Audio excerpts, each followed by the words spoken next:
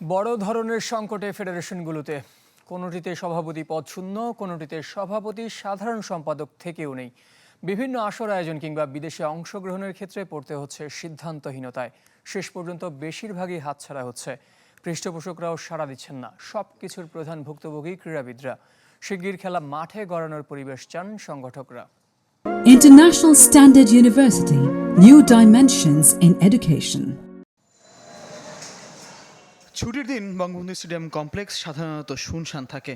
তবে বর্তমান পরিস্থিতিতে দুইটি ফেডারেশন ছাড়া পুরো ক্রীড়াঙ্গনের নীরব। প্রশাসনিক সংস্কার চলমান, এছাড়া রাজনৈতিক পট পরিবর্তনের পর পৃষ্ঠপোষকরাও সাড়া দিচ্ছেন না। কার্যক্রমের কথা বলতে গেলে এটা বাস্তবতা যে একটু স্থবির আমরা কার্যক্রমের মধ্যে, যেহেতু আমাদের সভাপতি আপাতত নাই। পুরো ফেডারেশন ভাঙলে কেউ থাকলে না থাকলে এটা কোনো বিষয় না। যতক্ষণ থাকবো ততক্ষণ আমরা কাজটা করে যেতে চাই, সেই জন্য আমরা সরকারের সহায়তা চাই। তো এখন সভাপতি না থাকাতে আমরা শুনছি যে এরও কমিটি করে দিবে, যেই কমিটি হোক। মানে আমরা তো সবসময় শুটিংয়ের স্বার্থে কাজ করি, এখানে তো এটা নন পলিটিক্যাল অর্গানাইজেশন। বিভিন্ন পদে ব্যক্তির পরিবর্তন কিংবা গঠনতন্ত্র সময়োপযোগী করা সব ধরনের সংস্কারের পক্ষে সংগঠকরাও। তবে বর্তমানে যারা আছেন তাদের অবদান এবং আগামীতে যারা শীর্ষ পদে আসতে যাচ্ছেন তাদেরও ভালোভাবে যাচাইয়ের অনুরোধ তাদের।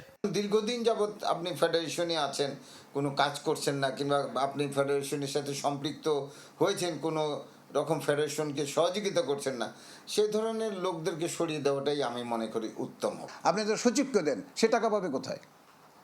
যদি ভালো ব্যবসায়ীকে ফেডারেশনগুলির সভাপতি দেয়, সে নিজে এবং অন্যের থেকে টাকা জোগাড় করে ফেডারেশনগুলির সহায়তা করতে পারবে। ক্রিকেট ফুটবলের বাইরে অন্য ডিসিপ্লিনগুলো সত্যিই ভালো নেই। জাতীয় হকি দলের ইউরোপ ট্যুর হয়নি, কারাতের কমনওয়েলথ আসর ঢাকা থেকে সরে গেছে, সাইক্লিংয়ের ট্যুর ডি বাংলাদেশ না হওয়ার শঙ্কায়। সংক্ষিপ্তভাবে চলছে শুটিং ক্যাম্প, তবে ভিসার মেয়াদ শেষ হওয়ায় ইরান ফিরে গেছেন দুই কোচ। তাদের ফেরানোর বিষয়েও সিদ্ধান্ত নেওয়া যায়নি। সব সংকটের মূল ভুক্তভোগী ক্রীড়াবিদরা। তবে ট্যুর দ্য বাংলাদেশ যে ট্যুরটা হওয়ার কথা ছিল, বড় ইভেন্ট, হয়তো এটা এখন আমাদের পক্ষে করা সম্ভব হচ্ছে না, হবে না। ফয়জুল ইসলাম, চ্যানেল 24, ঢাকা।